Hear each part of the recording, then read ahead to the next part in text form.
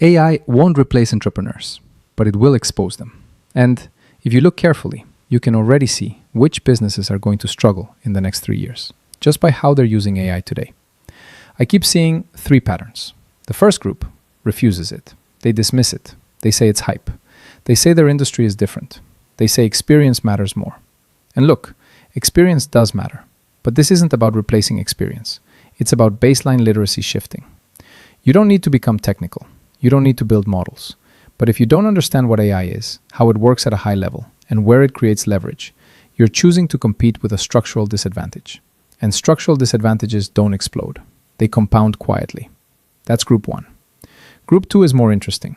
They use AI. They automate content, generate emails, summarize documents, draft strategies. Their days become lighter. Their workload decreases. On the surface, that looks smart. And to be fair, it is, partially. But there's a trap.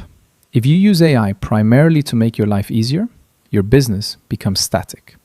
You start delegating not just repetitive tasks, but thinking. And every time you outsource thinking, you weaken the muscle that actually creates value. The more friction you remove from cognition, the flatter your edge becomes. Your business feels efficient, but not sharper. Faster, but not better. And as the technology improves, the temptation increases. Automate more, delegate more, remove more effort. Eventually, the business runs, but it doesn't evolve. That's group 2. Group 3 uses AI differently. They don't use it to escape work. They use it to increase output.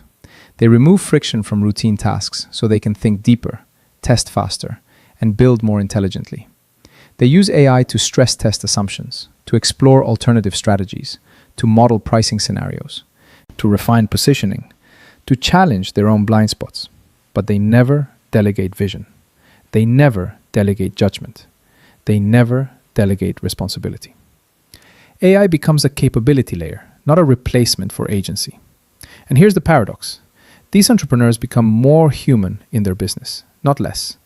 Because once routine is handled, what's left is taste, decision-making, courage, direction.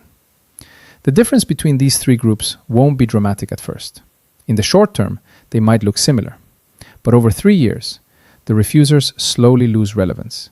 The comfort optimizers plateau, and the amplifiers compound. And compounding isn't magic. It's iteration speed multiplied by clarity of thinking. AI dramatically increases iteration speed, but it only increases clarity if the person using it is already thinking structurally. AI does not create ambition. It magnifies it. It does not create intelligence. It rewards it. And it does not remove responsibility. It just makes the consequences of weak thinking show up faster. So the real question isn't whether you're using AI, it's how. Are you protecting the past? Are you optimizing for comfort? Or are you deliberately building an advantage? In the coming years, AI won't decide who wins, but it will make it very clear who was serious about building something real.